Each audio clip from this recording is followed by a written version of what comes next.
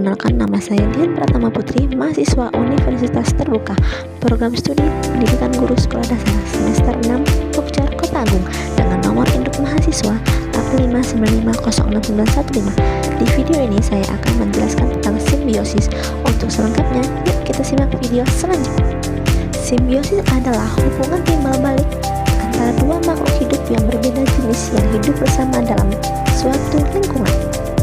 Hubungan ini bisa saling menguntungkan, merugikan, dan atau hanya menguntungkan salah satu pihak. Secara umum, simbiosis dibagi menjadi tiga, yaitu 1.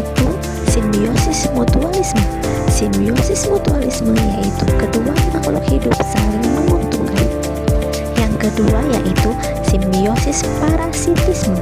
Simbiosis parasitisme yaitu salah satu makhluk hidup diuntungkan sementara yang lain dirugikan. Dan yang ketiga yaitu simbiosis komensalisme. Simbiosis komensalisme yaitu salah satu makhluk hidup diuntungkan sedangkan makhluk hidup yang lain tidak dirugikan dan tidak diuntungkan. Yuk selanjutnya kita simak video contoh dari simbiosis. Yang pertama yaitu cacing dan pohon pisang. Cacing dan pohon pisang, hubungan antara cacing tanah dan pohon pisang merupakan simbiosis mutualisme, yaitu hubungan yang saling menguntungkan kedua belah pihak, di mana cacing tanah membuat lubang-lubang di dalam tanah yang membantu menggemburkan tanah, sedangkan pohon pisang menjatuhkan daun dan sisa organiknya ke tanah yang kemudian menjadi makanan bagi cacing tanah. 2.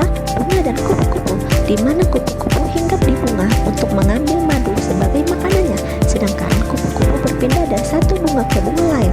Serbuk sari bunga ikut terbawa dan membantu proses penyerbukan agar bunga bisa berkembang biak.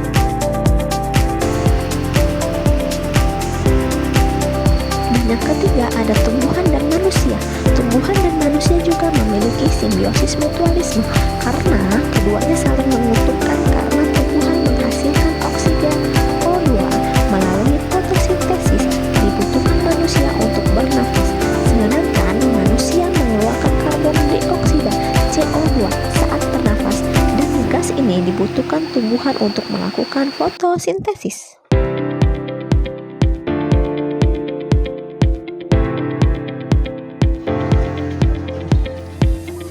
Yang pertama, pohon dan benalu.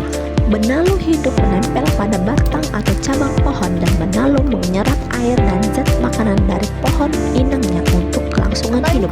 Akibatnya, pohon dirugikan karena kehilangan sebagian zat makanannya sehingga pertumbuhannya terganggu.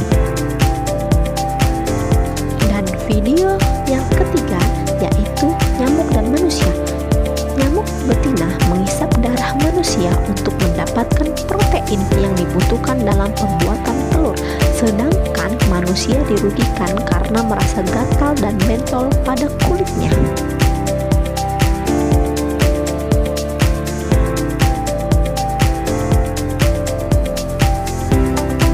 Yang pertama, anggrek dan pohon, di mana tumbuhan anggrek mendapatkan keuntungan mendapat tempat tinggal dan pohon tidak dirugikan maupun diuntungkan. Dan selanjutnya ada katak dan tumbuhan teratai. Hubungan antara katak dan teratai yaitu hubungan di mana satu pihak diuntungkan sedangkan pihak lainnya tidak dirugikan dan tidak diuntungkan, di mana katak sering berada di atas daun teratai